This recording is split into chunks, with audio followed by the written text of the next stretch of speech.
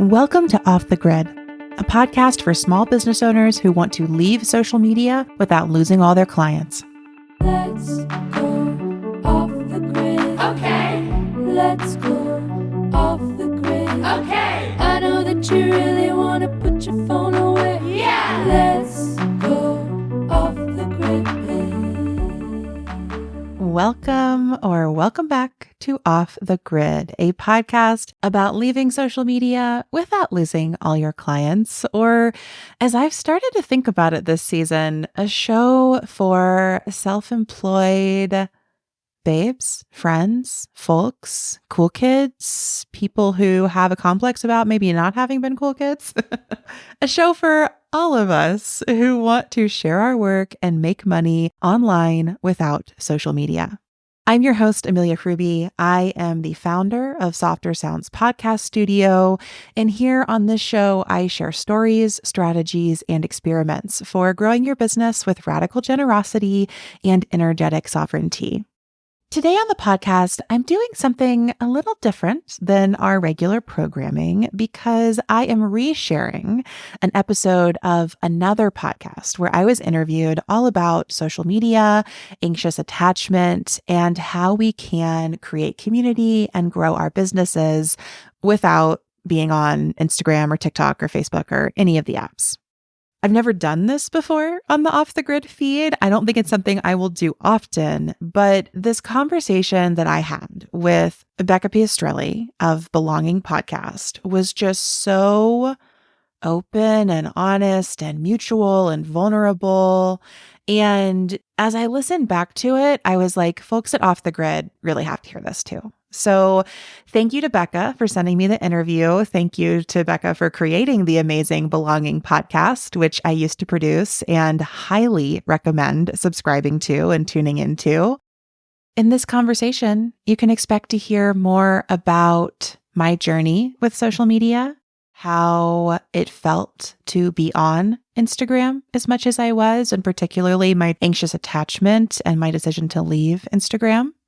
You'll also hear about the surge of creative energy I had when I exited social media, and then the loneliness that arrived as I looked around and tried to figure out where I belonged if I wasn't online in the ways that I used to be. Becca and I also have a really deep and honest conversation about how we want to be seen and the need to be seen and where we go to be seen, and the ways that our personal and emotional well-being are connected to and influenced by our online presence. Because I'm me, I also sprinkle in a bit of information about surveillance on social media platforms and how they can lead us down these paths of misinformation, toxic algorithms, and capitalism. And so that is wrapped into this as well. But I really hope that you will stay tuned in for this conversation. I hope that you enjoy it. I hope that you'll go check out Becca's podcast, Belonging. I will be back on Friday with our June forecast episode, and then I have a few more amazing surprises up my sleeve for our last few episodes of season 3. So without further ado, I bring to you my conversation with Becca Piastrelli, which we had for Belonging Podcast, and now is getting the Off the Grid feature here on this feed. Enjoy. Amelia Ruby, welcome to the Belonging Podcast. Thank you for being here. Thank you for having me, Becca. It's a joy and an honor.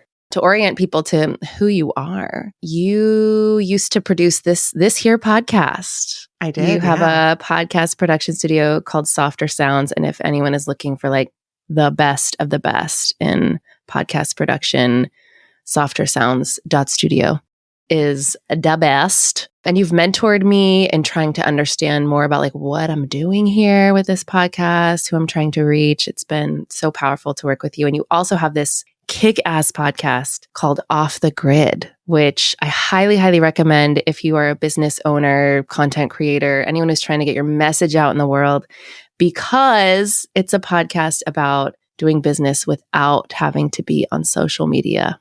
And it's one of my favorites. So I want to talk to you about social media as someone who is on it. I embrace that Yes. So that's something I love about your podcast is that you're like, maybe you haven't left yet. And I'm like, I don't know if I'll ever leave. I can't put pressure on myself, but I want to speak into this tension I feel with someone who has this like perspective on social media that has made a decision that is not my current decision to educate me and educate all of us. And I think my goal from this conversation is to feel deeper clarity in what it is I'm doing and where it is I'm going. So my first question to you is, what has been your relationship with social media, Amelia? You know, over the years, it's been a wild ride. I would say that I'm a pretty typical millennial. And I got on social media in college. I got on Facebook in high school. I got on Instagram in college. And I started building a personal brand there in my 20s. And I put a lot of time and energy and love into it. I sold courses and stickers. I got a book deal. I sold my book. I invested, again, so much time and money into Instagram, into paying for brand photos, paying for social media strategy. A lot of that was focused around selling my book. Mm-hmm. And through that process, through that decade of being on social media, I just started to really deeply feel how it was not aligned with my values and how my relationship with these apps had really become one of codependency and anxious attachment. I was always looking to them for approval. I couldn't be away from them. I was constantly checking and feeling unworthy in the process. And that realization combined with some really, I would say, like principled issues I have with surveillance online and the ways that these apps track us, not only on our phones, but across all of our digital activities. Those two things combined eventually led me to the decision that I had to leave all social media apps, which I did in April of 2021. And since then, I, in some sense, haven't looked back. I run a business that's not active on social media. I live a life that's not shared on social media. It's shared online in a lot of places, but not on Instagram, TikTok, Facebook, Twitter, any of these popular apps that we talk about. But it's interesting you ask about my relationship because now I run this podcast about leaving social media. So I'm still in relationship with it in a really interesting kind of way. It's kind of like I went through a breakup and now I'm like an advocate for how toxic some relationships can be. And here I am. As someone who's like, yes, totally codependency. Yes, totally toxic relationship. Yes, totally like all of that stuff, like surveillance. Yes. And also, I'm addicted. And I'm also receiving something that I would code to positive, in it. So I hear you saying these words and I want to hear more of them about if there's any aspect of what you just shared about the relationship that didn't feel good or right for you in a more specific way that helped you pull the plug. Yeah. So I think that I can definitely speak more to that moment of realizing that I was anxiously attached to social media. And for me, anxious attachment was a long-term pattern that I had in every romantic relationship that I had been in since high school. And so I had gone to quite a bit of therapy to help me heal that and to help me tap into what secure attachment could be like, particularly for me in a romantic relationship, but also in friendships. I really struggled to believe that people cared about and would continue to care about me. And so the anxious attachment piece is I would just be checking in all the time and I would be highly attuned to any shift in a dynamic. And I would panic.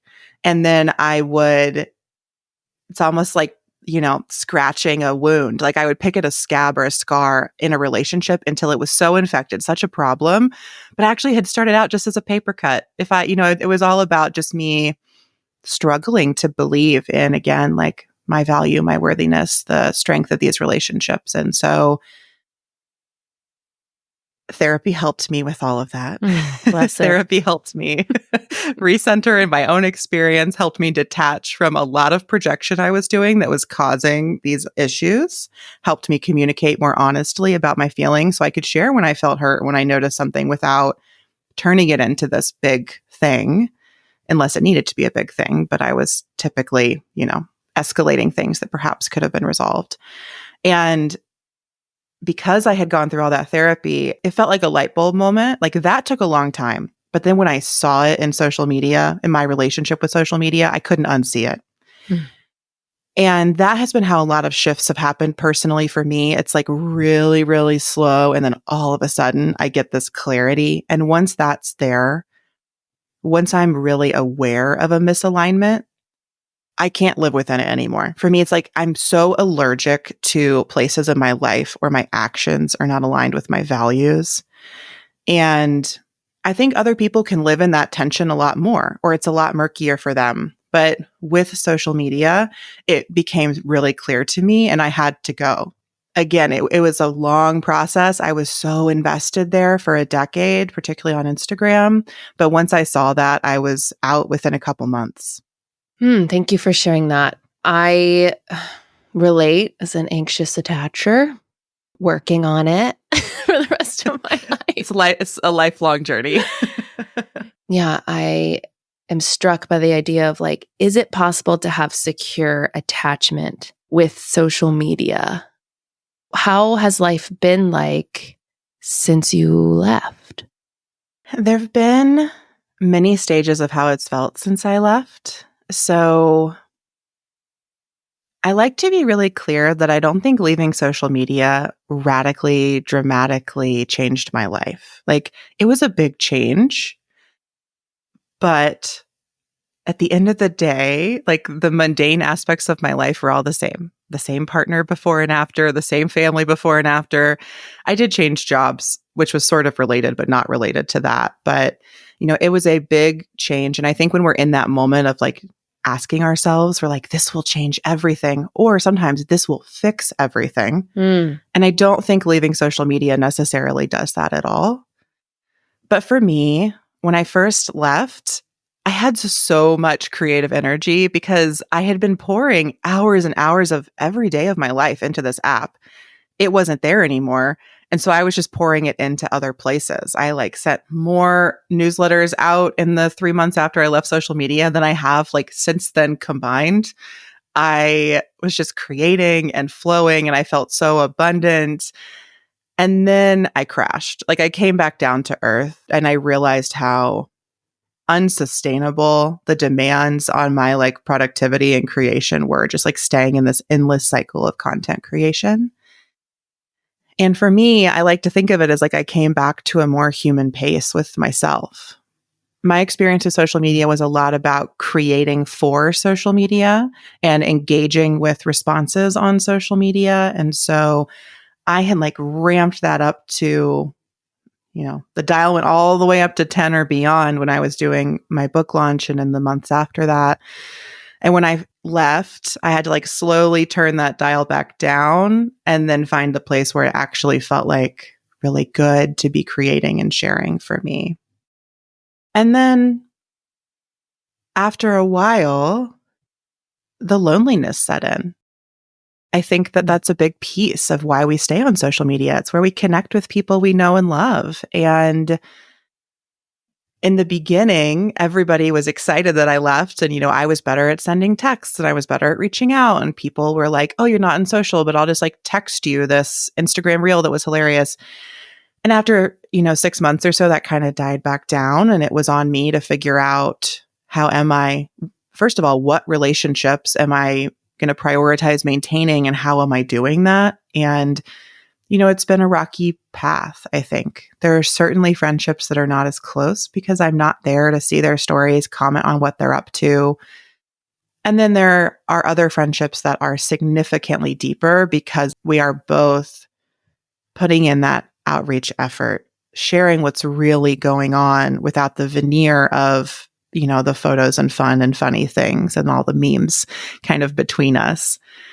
That said, I still text memes to a lot of my friends all the time. But, I think that was a big shift. But I would say now, like on the whole, my nervous system is much more regulated. My creative process is much more in conversation with what I want to create than with what I think will perform well according to an algorithm or an audience. And I personally think my work is better than ever because I've leaned into the formats I love rather than feeling forced into the formats that will perform well. Thank you. I'm noticing so many feelings coming up for me. Yeah, please share. I want to hear about them. I'm like, "Ah!" So the story I'm telling myself is because I'm a Leo sun, there is a very visceral, maybe it's anxious attachment too. I have a very visceral need to be seen that I'm also working through right now in my circle, that I'm like really working through of like this story that I'm not seen enough, that people don't see me, or that I'm not like revealing myself. And I can't quite tell if it's like just a sort of flash in the pan, quick dopamine hit, or it's actually medicinal of when I reveal myself in my truth. It's still curated, but on social media, it feels good. Mm-hmm. And if that was taken away, where would I get that? And I literally say, this is so real, Amelia. Where would I get that? Yeah. Particularly because I just moved to a new community. Mm-hmm. I moved to a new community that's much more rural. And what I'm finding in this community is Instagram is the way I'm finding out about the farm events and the spiritual witchy mama meetups, and I'm finding out about the things I want to find on Instagram. Mm-hmm.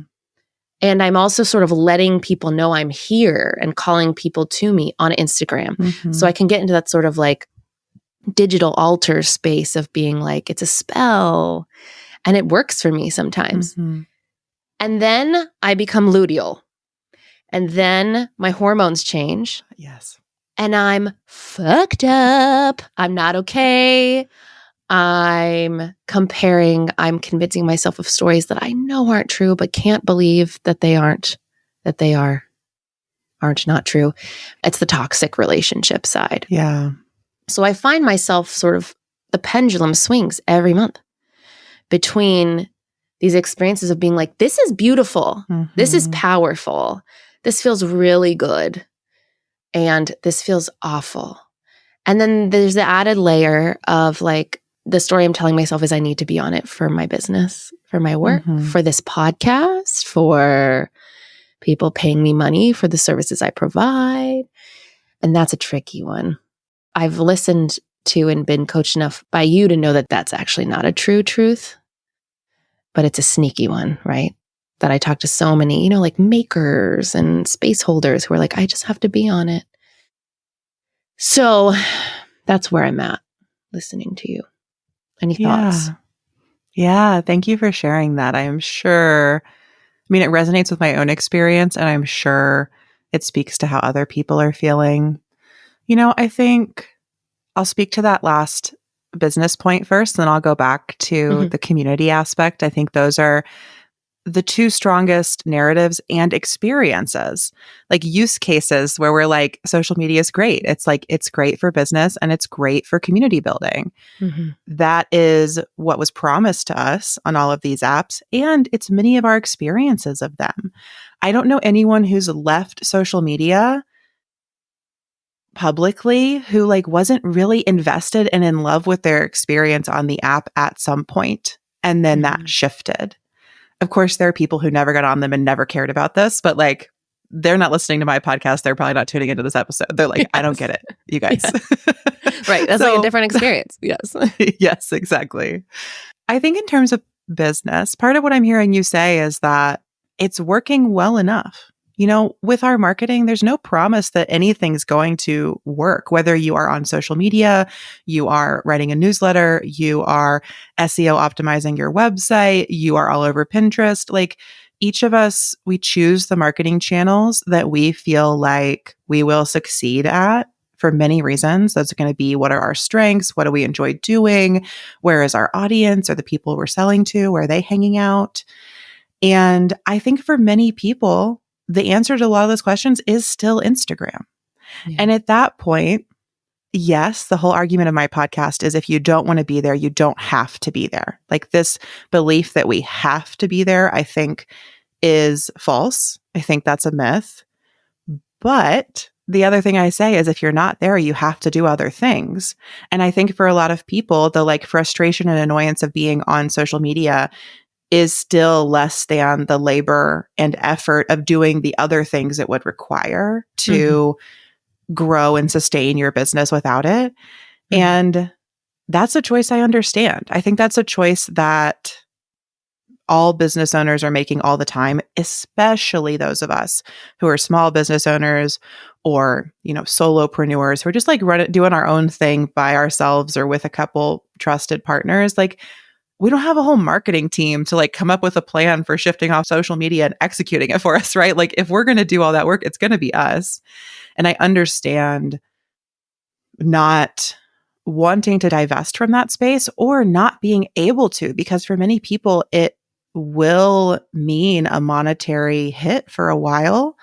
And not everyone can take that. Like, I'm a Capricorn rising. I'm a really pragmatic person. I'm not coming at this from a place of idealism that this is a decision we should all make. I think that it really does depend on the business and the other aspects of your life that are going to determine how much time and energy you have to put into marketing.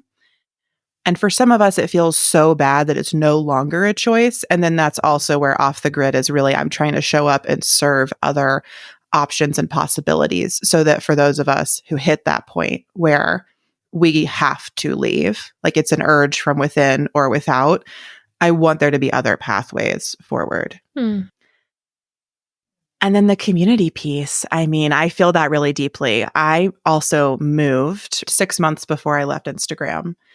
And I was in a new community and I had found out about a lot of things by following local stores and people on social media. And it was challenging to step away from that.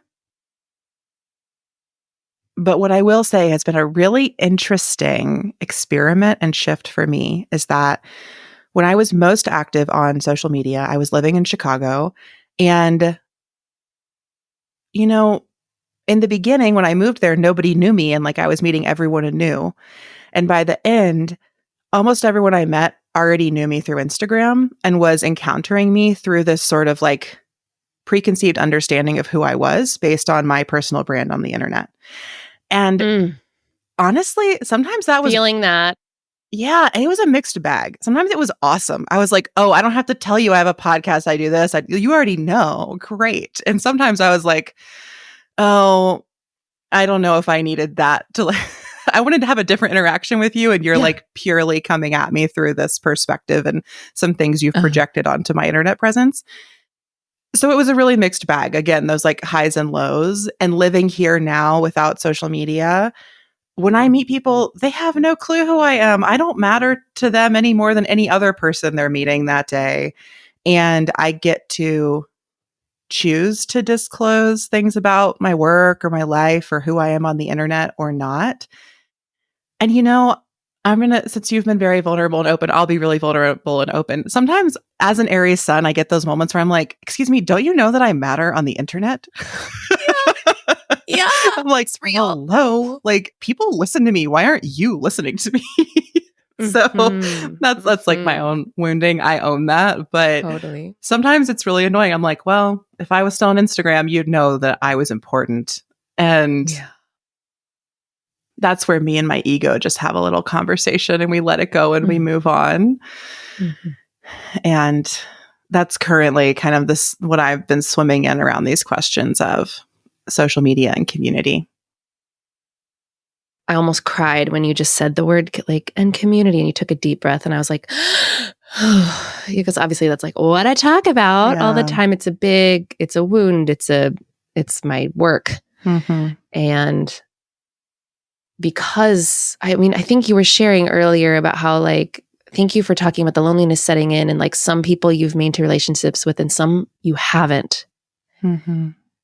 Because there's like a cultural enrollment in the place we go is Instagram, at least for millennials, for the most part. Mm-hmm. And so if you're opting out of that, of course, there's an inherent loneliness. And like, it's like, is everyone hanging out without me? It's like Yeah, one of my they favorite books by are. Mindy Kaling. And it's like, yes. And so I asked myself if I can handle that in this season of my life. And I'm hearing you say like the pain of staying was worse than the pain of leaving. Yeah, I'm really sitting with that. And I'm also curious, I shared like I have this story that I'm seeing that it's a pathway, at least for two weeks of the month, a place where I can feel seen. Mm-hmm. And it feels deeply nourishing to me. And so I'm like, and maybe I'll just ask you, like, if I left, where else could I feel seen? Well, I feel embarrassed that I just asked that. I feel so embarrassed because it's like, oh my gosh, wow, that's what I think and feel. Yeah. Well, I'm sitting with you in that. I think it's very, I want to say real, but I think what I mean is, I think many of us are walking around feeling like we've never been seen by our families, which has created a very deep wounding in us. Mm-hmm. Mm-hmm. And for many of us who were, indoctrinated by our own consent into social media, that is where we covered up that wound. I don't think it healed it at all because I think the platforms and the way they function actually aggravate that wounding. But it's where we go to feel seen, and that feels good because we haven't felt seen for a long time. Mm-hmm. And it's where we meet friends and encounter or connect with chosen family. And like I think that we somewhat falsely contribute that to the platform when it's really about the relationships. Mm. But to more directly speak to your question, like, where do you go to feel seen? A big part of my journey was that I don't think I could have left social media if I hadn't been in a very securely attached partnership. I feel like deeply seen by my partner, JJ, and that's been really healing for me. Especially because when I made this move, I mentioned I left Chicago. I moved from Chicago to Nebraska, where now I live very close to my family for the first time since I went to boarding school when I was 16. And it brought up a lot of that wounding around, the way they see me is really different than the self-image I had constructed by living in Chicago for 7 years and establishing myself there. And I had to do a lot of work to integrate those different self-images and to really stand and stay true to myself and to be fluid and flexible and be like, I can accept that they see me this way. I can know myself to be a different way, and I can live in relationship in all of this. In terms of where do I go to be seen now? I go to my podcast. I go to my friendships. I go to my partnership.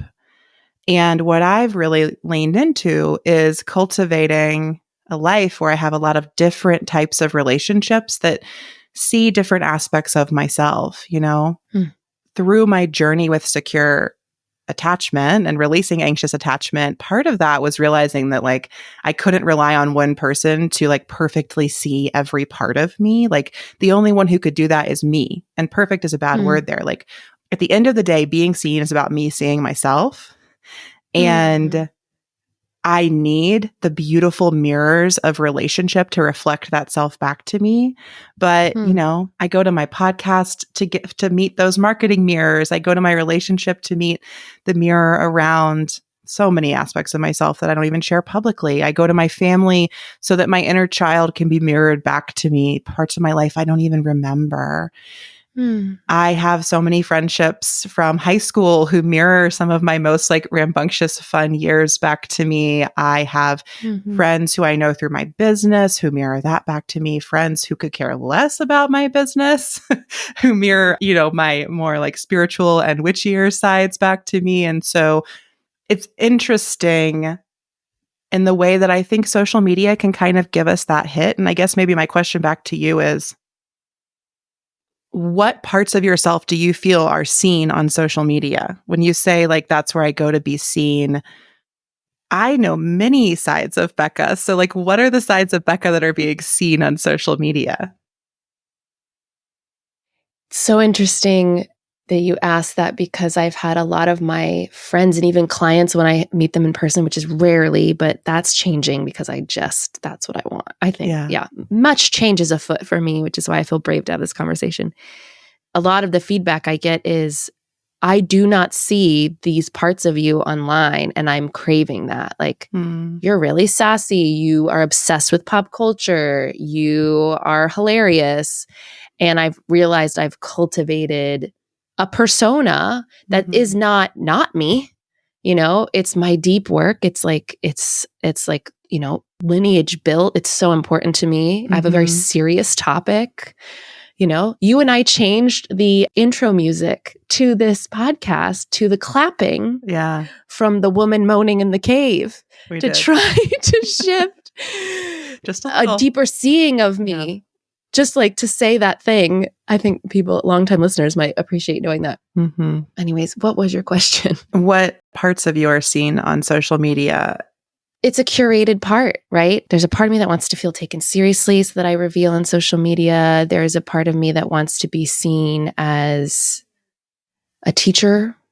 There's the parts of me that want to be seen as, like, it's always changing. I'm such a dynamic person, a manifesting generator, just like always, always, always shifting. But right now, I want people to see my new life, because I want to see me in my new life. I was talking about this with my friend Hillary Maddox when she interviewed me about the first 4 months of landing here in a new place, and how I was posting on social media like beautiful farmscapes and the donkey and the chickens and my child running around the lake. And I was getting a lot of texts from my friends, because they are watching my social media, saying, "It looks so beautiful. I'm so happy for you." And I would text them back, "I am not okay.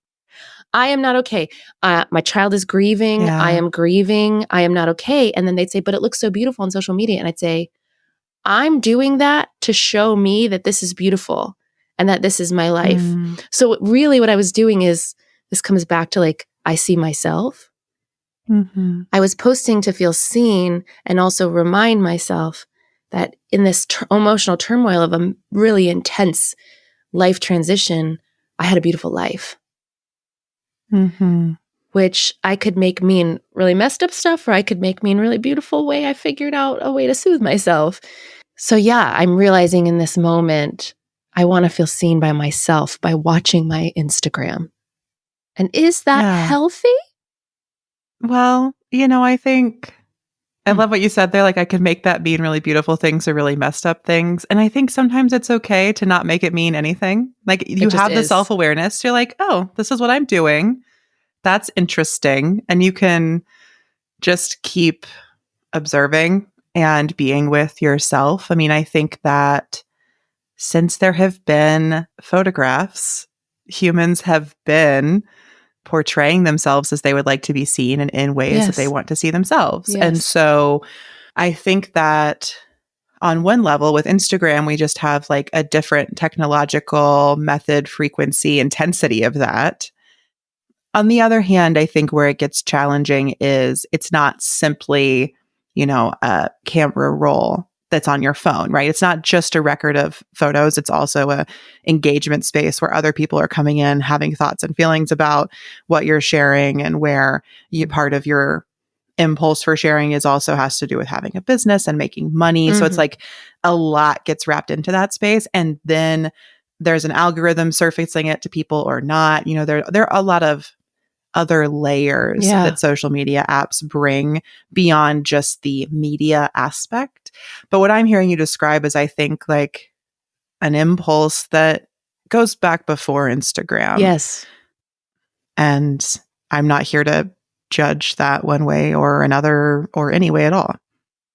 Oh, thanks, Amelia.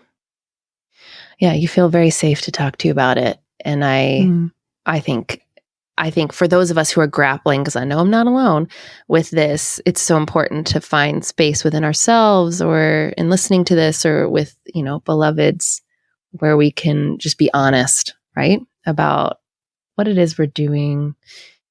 I'm glad you brought up the different layers. And I made a note that says, how does it aggravate the wound? I think when I'm in my deep dive that I do every few years about what's messed up about the design of these apps, as someone who comes from the tech world and has a partner who's still in it and really trying to leave.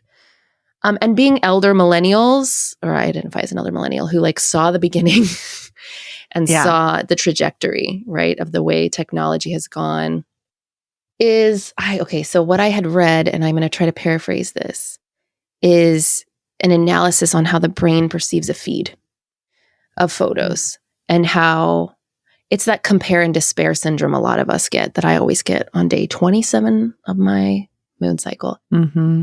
Of that our brain, because our brains are primitive animal things, right? They cannot upgrade with the next iOS. They just don't do that. Yes, there's progression in the brain with culture, but it just doesn't move that fast. Yeah. I love to remind us of that every day of our lives, that we are not machines. And so the brain is looking at a feed of pictures. Let's just talk about Instagram, because that's the place.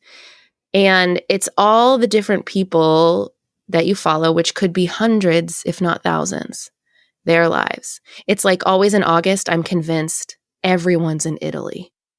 Everyone's in Italy in August. They were last year for sure. They really were. Everyone's in Italy and I'm not, or everyone's engaged, right? That's a big one for that time of your life. Or everyone's having a baby, when I was going through just miscarriage after miscarriage and such grief. And I just was everyone is pregnant, right? Mm-hmm. The phenomenon I'm speaking to is that our brains can't actually see that that one person posted that one time, the time they went to Italy, and they haven't posted anything else. And then that one person is sharing their life. And then that one person is sharing this. But last week, it all just looks like everyone is doing the thing and I'm not. And that really hit something in me as someone who has that tendency towards feeling like I don't belong. I'm not in the cool girl club. Everyone's doing something cooler than me. That's when I know, oop, yeah, let's look at that. When I realized the algorithm is designed with knowing that about the human brain, that keeps you sort of in it, and that fucks with us. So that helped me, and then also the curation of it, the highlight reel, right? That it's not everyone's real life.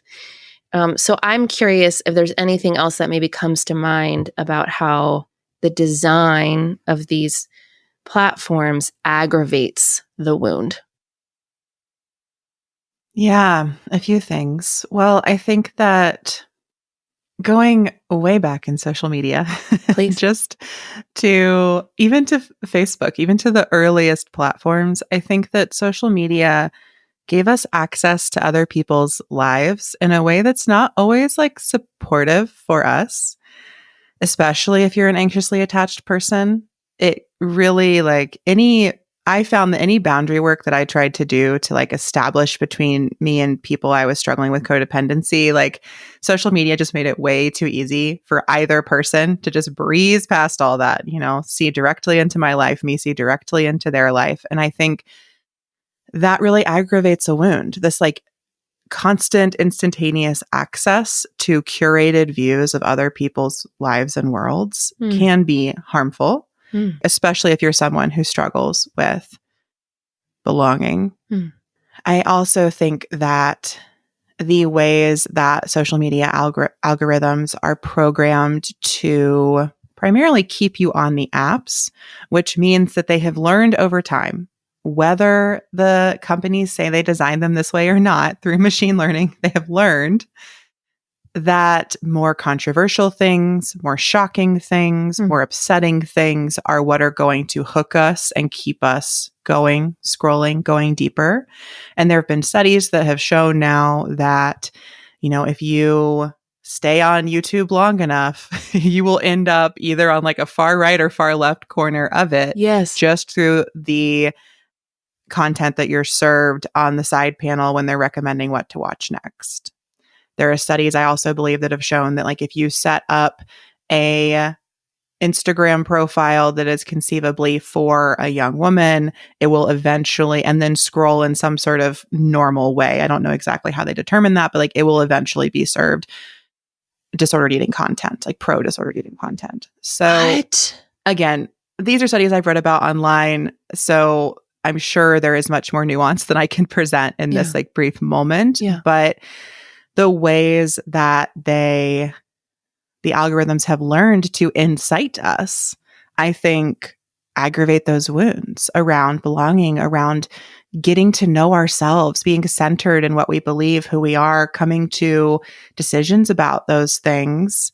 You know, then we get into the spread of fake news, particularly on Facebook, the way that people, you know, we're trained, I think, with that like animal brain to trust and believe people that we love, unless that is broken and harmed and that becomes, you know, a trauma we have to recover from. But when we see those people sharing all these things, it's our instinct, in my experience, to believe them. And then, but it's very easy for them to just be sharing things that are completely not true, or either about the world or about their own lives. And so I just think that the swirl of misinformation and an algorithm that's designed to upset you in some way or another, and it can learn you. So it can learn that FOMO is one of the things that will keep you scrolling the most, and it will just serve you up those photos, right?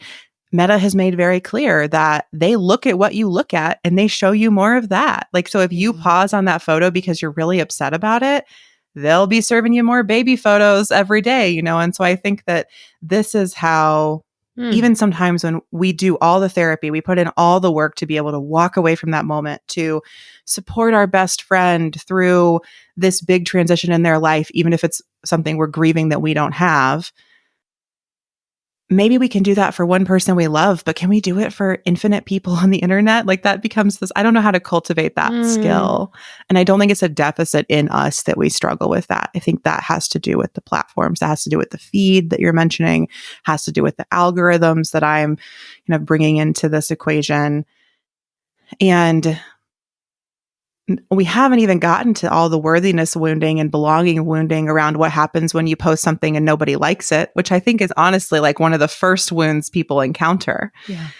So those are just a few of the ways that I think these like wounds we're talking about around belonging or around codependency or anxious attachment are really aggravated and worsened by social media platforms. Thank you. I needed to hear all of that. I'm remembering how manipulated I felt by Instagram in my early postpartum days, because many new parents who are up in the night or in that place of timeless time that feels very isolating are on their phones, you know, breastfeeding, feeding their babies, up with a colicky child, whatever it is, and they go to their phones. And especially because I was a postpartum mother in 2020. So I was really just me and my phone. And I remember, first of all, being assaulted with all these things I had to purchase, which felt like I'm at such a tender time. And like, I felt very angry for all these like parents who are probably on a reduced income, being on leave, feeling like they need to buy all this stuff. But then I remember I kept getting fed reels about children choking and sudden infant death syndrome over and over and over again. And then things I could buy to ensure that wouldn't happen. Of course. I'm looking at you, D-choker, F you. It was so messed up. And I remember it was a moment where I was like, don't do that to me. I do not consent to that. I forgot about that. So yeah, there you go. There's an experience that felt messed up. Yeah. And I think that when we're in those vulnerable moments, the times we feel really vulnerable, like when we're a new parent or when we're up with a child, or it's the middle of the night and we're up for any reason. Yes. We want to connect. We go to our phones to connect. That's the urge. And when we do that through social media, just so often that drive for connection ends up steering us in a really different direction. And it's really challenging, especially in those moments, to like have the fortitude to be like, oh, I see what's happening here. It's manipulating me. I'm not going to do that, et cetera, et cetera. You could see it in hindsight, maybe even the next morning. But like when you're in it at that moment, when you're really vulnerable and you really need connection and that's what you're seeing, I just think that is really harmful for us. And you are not the first person I've heard have a similar experience, particularly in those postpartum months or years where like I've talked to a lot of people who end up stepping away or leaving social media during that time because they just see so acutely how targeted they are and how vulnerable they are to that targeting, even if they don't think of themselves as a person who is vulnerable to that. And, I am not a parent, so I haven't had this experience. But another reason I left social media was I realized that I didn't trust my own taste and desires anymore. I just kept buying things that everyone around me bought. Yes. And they would arrive at my house and I would be like, why did I buy this neck pillow? Like, what am I holding in my hand? A freaking Stanley cup. Why? It leaks. It's stupid. Exactly. Yeah. So many things. And I mean, I was a micro influencer for a period of time. I shelled out SpawnCon. I'm not here to I am as guilty as charged, and I will own that and recognize that. If you ever bought parade underwear because I recommended it to you, my apologies. I mean, I love some of my parade underwear. It wasn't a false recommendation, but also I have so much of it even to this day. Nobody needed that much underwear. So I just think that we are all vulnerable to culture. Vulnerable is maybe a hard way to put it, but we are all impacted by culture. We are all shaped by our relationships with other people. That's a part of life. That's one of the joys of life. And it can be a joy on social media as well. I don't know anyone who hasn't met a good friend on the internet, right? I think the internet is magical. I am not a Luddite personally or politically. I love the internet. Yeah. It's been a portal to so many amazing things in my life, including meeting you, including this conversation. Yeah. And I think that it's just important to bring intention and awareness to why we use social media apps, to be in touch with how they make us feel, and to realize that we are not trapped there. We can leave them. We can step back. We can step away entirely if it is not the right thing for us or for our business. There are other ways to connect with community. There are other ways to market and share your work if that is the path for you or if that's what you want to do. Don't let Meta or TikTok or the influencers you follow or your other business owner friends convince you that you have to be on social media. That's not true. You may have a harder path or a different path if you leave social media. You may have a way easier path, but there are other paths. And I think that's what's just most important to me for all of us to remember. And I think that's what liberation is. It's just actively choosing the path that we're on. And whether or not that social media is a part of that for you and your liberation is not anyone else's to judge. That's a beautiful point to end on. Thank you so much for this very raw and honest and tender conversation. I think what I'm taking away is how my anxious attachment is being played out on social media, how I am making it the place that I am only seen instead of perhaps one place that I am seen where else I can feel seen. I am reminded of the toxic, harmful ways it preys upon my vulnerabilities.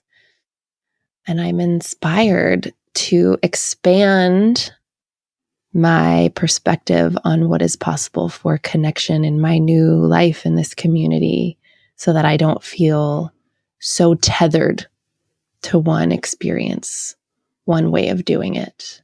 And I have to remind myself just what you said, like I can choose a different path. I can choose a different path. So I appreciate you and what you shared and what that brought up in me. Yeah. Well, thank you for inviting me into this conversation. And I really appreciate everything that you shared and the invitation to share and to really dig into what is underneath these stories we're telling ourselves about social media. Because it's never quite what we expect, or sometimes what we're willing to admit to ourselves. So thank you for joining me and admitting all these things to everyone listening today. And Hello. thanks to all of you for listening.